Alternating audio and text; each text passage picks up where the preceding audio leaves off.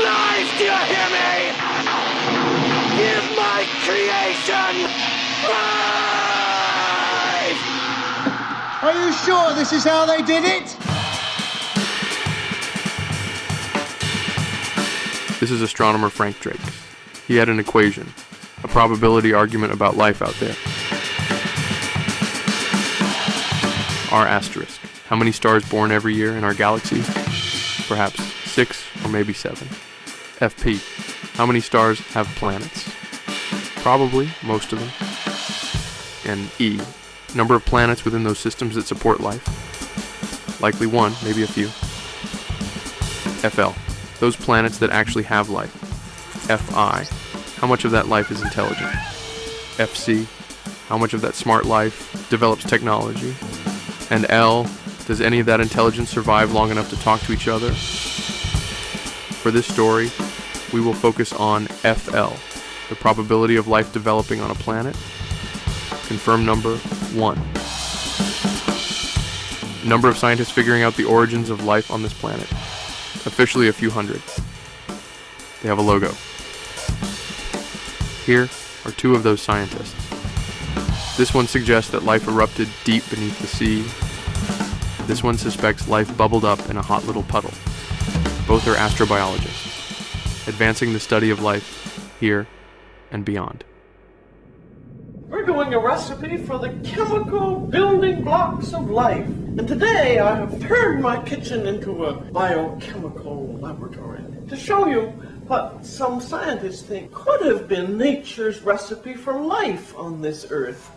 And perhaps life in the rest of the universe.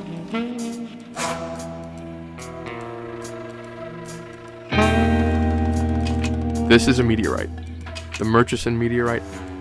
It fell to Earth in 1969, here in Murchison, Australia. It contains stardust that's 7 billion years old, older than our solar system. It's loaded with ancient organic compounds that came from outer space. This is Deamer, David Deamer, a prebiotic chemist and biomolecular engineer with a penchant for the possibility of panspermia. When Deamer doused a sample of the Murchison meteorite in water, he discovered ancient lipid molecules that spontaneously arranged themselves into little round vesicles. Just like a cell membrane, thought Deamer. The implications of this eureka moment: lipid molecules, wandering through space on their own accord, arrive on a watery, rocky world.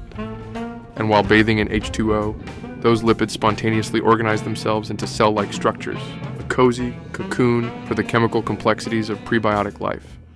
Deamer published his discovery, but without much notice back then. Sure, cells are a neato concept for life to happen, but how do you get all those other ingredients into those protective protocells? Kamchatka, Russia, the most active volcano region in the world. There are more brown bears than people in Kamchatka.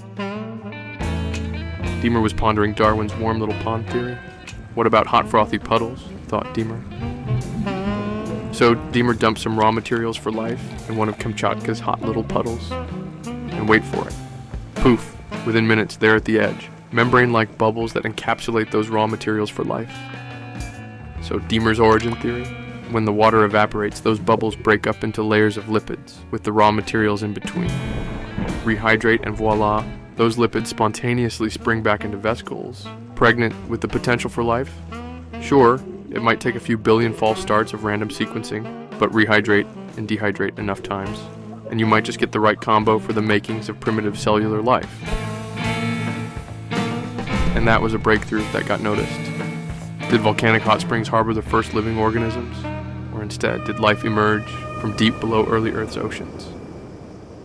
Supposedly, Cousteau and his cronies invented the idea of putting walkie-talkies into the helmet. But we made ours with a special rabbit ear on the top so we could pipe in some music.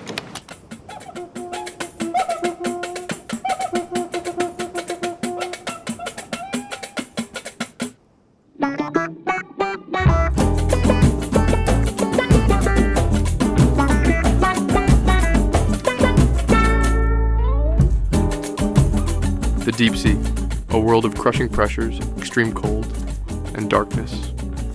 No sunlight, no photosynthesis for life.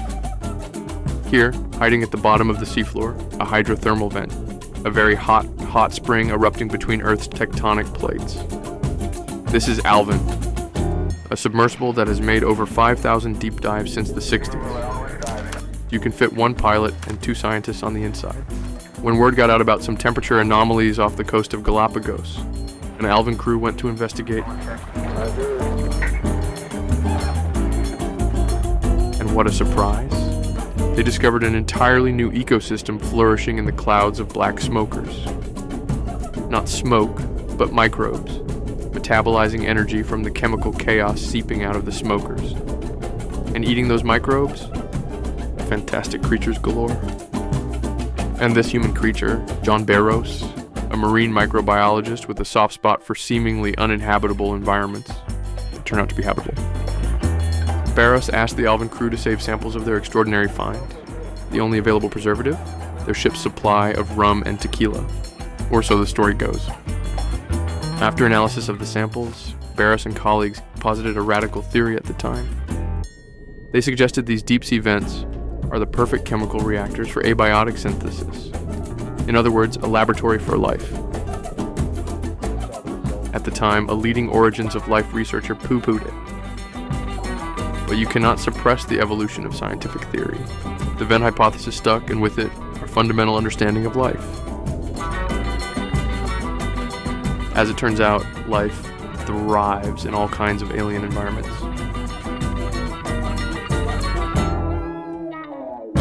Take your extremophiles, for example. You got your acidophiles, loving their acid lakes.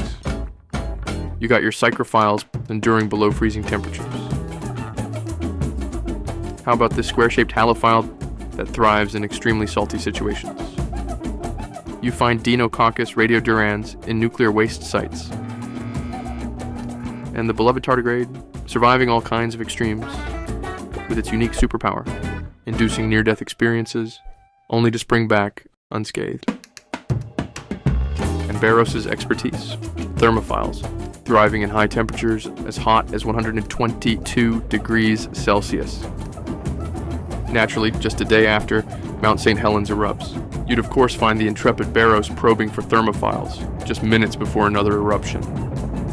In fact, given his reputation for following life to the extreme, Baross was asked to chair a scientific committee to define the outer limits to life as we know it. The results published here, the Weird Life Report. Because if you're going to be an astrobiologist in search of alien life, it's probably best not to mistakenly miss it.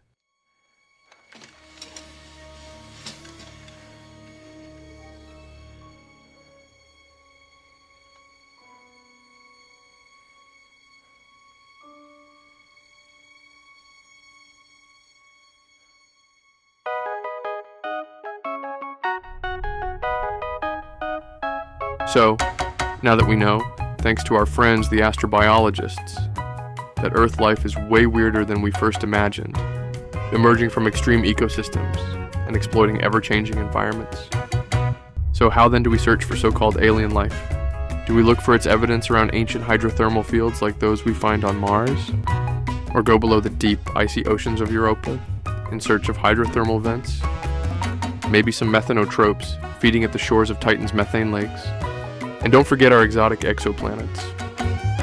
So, if we've learned anything here, let's not be so terracentric, because the building blocks for life literally litter the universe.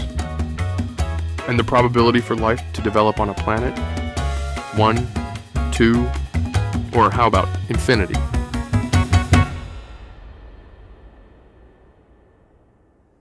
And is this the way life began on this earth?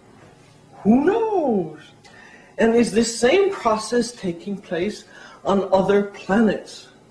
We don't know yet, but according to the laws of probability, it certainly could be.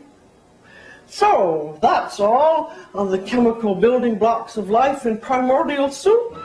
This is Julia Child. Bon appetit.